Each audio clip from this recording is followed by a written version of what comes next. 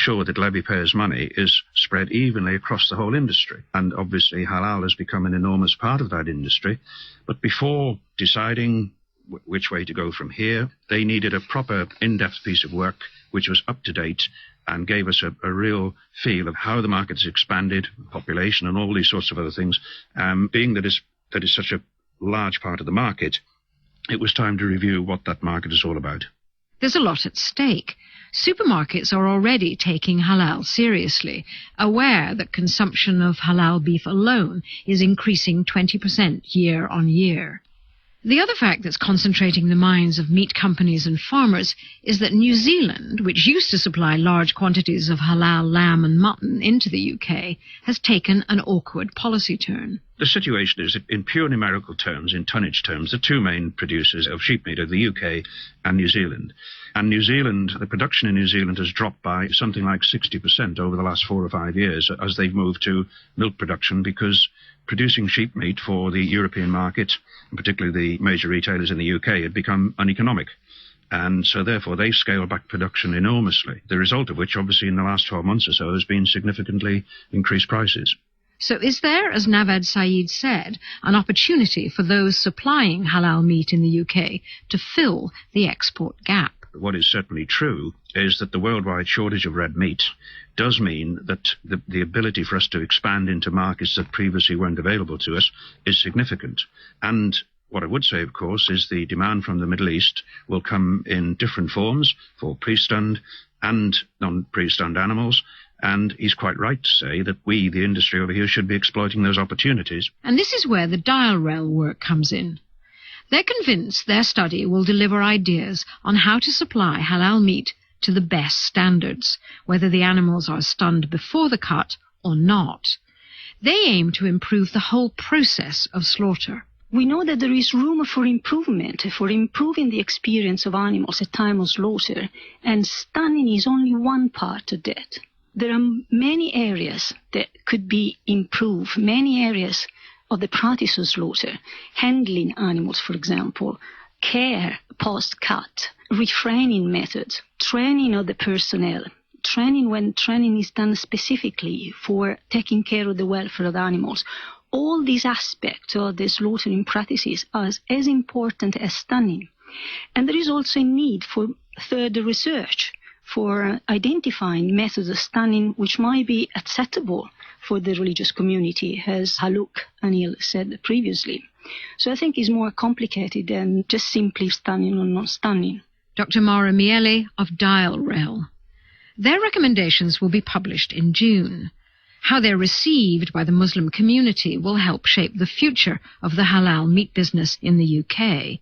But these are not just questions for Muslims. The Dial Rail project is also looking at Shikita slaughter, which produces kosher meat for the UK's much smaller Jewish community.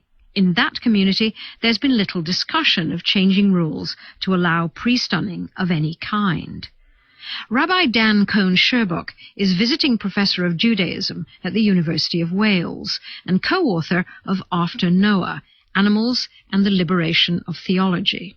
There isn't such flexibility within the Orthodox Jewish community. It's not permissible to have pre-stunned meat at all. There are very precise procedures whereby slaughter is to take place. It's to take place with a sharp knife. As we heard, there can be no stunning. It would leave a blemish, and so it's just forbidden. Now, at the heart of this, of course, is the animal welfare issue, and that really hasn't been resolved as far as non-stunned meat. We hear scientific evidence, and the Farm Animal Welfare Council is categorical that stunning is the most humane method. So I don't think we've solved the problem, but I was very pleased to hear that possibly that there are going to be methods developed commercially for stunning that could be acceptable to Jews, not yet available, but would enable animal welfare issues to be resolved in the case of animals that are not pre-stunned. Does the kosher method of slaughtering animals disturb you as a theologian? Well, I'm not Orthodox. I'm a Reform rabbi, and I have to say, yes, it does. I think the Jewish community as a whole, both Orthodox and non-Orthodox, are adamant that Jews should be allowed to eat meat that is kosher, and that means meat that is not pre-stunned. And that is a consensus view, I know. But I myself am unhappy about that consensus view. I think animal welfare issues are fundamental. Jews are not obliged to eat meat, and we should see that animal welfare, moral issues are of fundamental importance. I mean, it is certainly possible to be a vegetarian. I have to say I'm a vegetarian, and I'm a vegetarian for welfare reasons. I'm not obliged to eat kosher meat because I'm not Orthodox, but nonetheless, I think that we have to take cognizance of what science tells us. And if it is the case that animals do suffer more if they're not stunned, then that is a concern. You co-authored the book After Noah, Animals and the Liberation of Theology. To what extent do you think society should make allowance for the religious views of minorities when that involves rights held dear by the majority? And in this country, in this case, the rights of animals to an anxiety and pain-free death? Well, this is a very big, vexed question. I mean, there's obviously a clash between, on the one hand, religious duties, religious obligations, the rights of a religious community, living in a society where there are moral issues of animal welfare, animal suffering, compassion for animals, which is, I have to stress, a principle in Judaism and a principle in Islam. So you have a clash. Of course, the religious communities aren't going to like that kind of argument. They're going to say our rights must be protected. We must practice our religions as we see fit.